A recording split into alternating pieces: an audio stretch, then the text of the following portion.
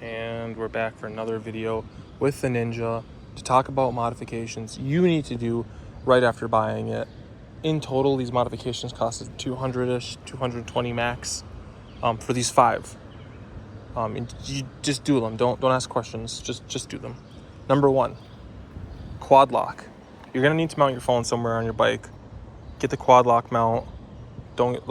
You can get the RAM mount, all those other brands. Just go for the QuadLock mount. It's the absolute best I've found.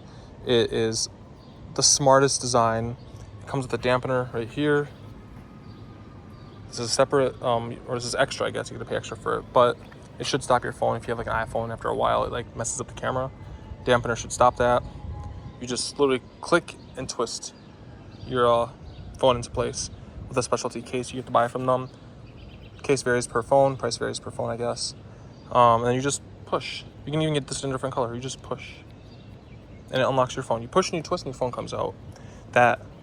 Please get this. My phone's up where I need to see if I'm running navigation. It's up in my field of view, I guess. I love it. Number 2, and these are in order of how I bought them. That was like between $60 and $80. I don't remember exactly, but it was between $60 and $80. And I bought it 2.5 years ago, so prices have changed a little bit. But number 2, this tail tidy right here. So we're gonna walk over here. If you look at the bike, I don't have that big huge placenta hanging down from it anymore. The old OEM one came out and then down and then out again. It was hideous. So I got rid of it. This one was an Amazon one. It came with the LED lights down here, license plate mount itself, and it mounts to the original place where it mounted, and it uses its own signal lights, which is kind of nice. They're like LEDs that start from one end and go to the other. I don't know what they're called. They're not switchbacks, and the reason this is off is to show you. It was a very questionable wiring job, but you just bolt it in. It goes in right here. Put 4 bolts through it, and there's wiring. You splice into the original wiring. Again, not the best wiring job, but it's held for 1.5 years now. It actually shakes the entire rear end, and it's a very clean install. I like it. It looks great. And if you can see those 3 LED lights in the back, highly recommend. Boom. Number 3 mods that you have to make. Mirrors right here. Okay, this is the 3rd mod I did. I got these bladed mirrors. They look absolutely great. Top down view.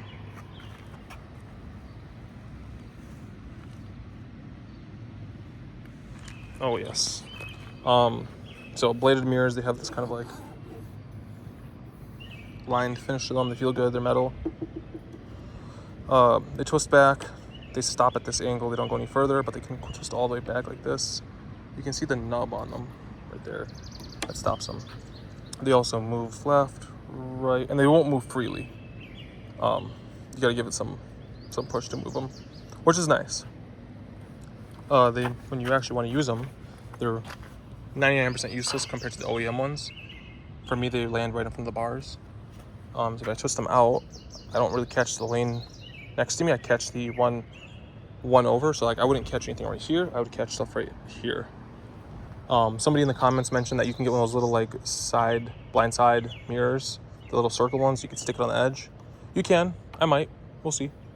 But please get these. These are beautiful.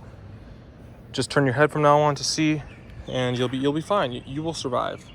You will survive.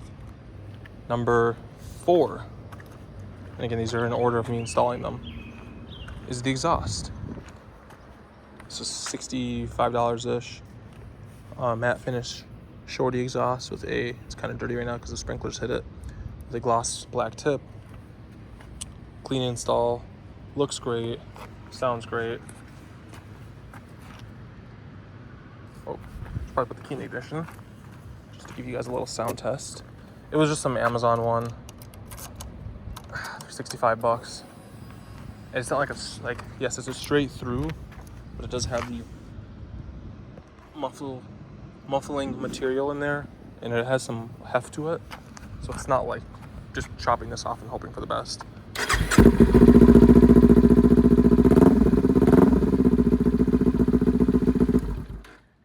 We're not gonna rev it too hard because we don't want to bother my neighbors.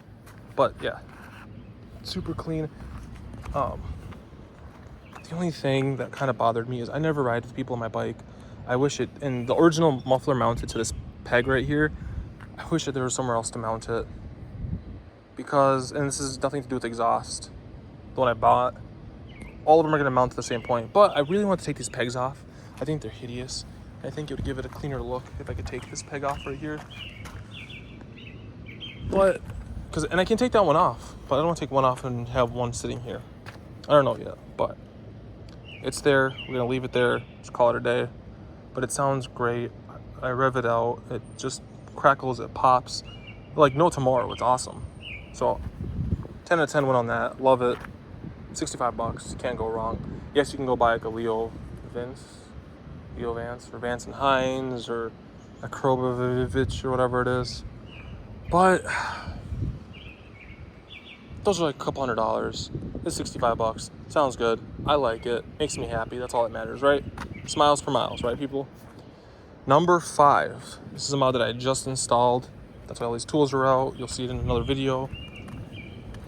USB ports. So the bike has a cover that's sitting over here on the Ninja 400 that can take, you unscrew it and you install USB ports. Check out the video I made on it.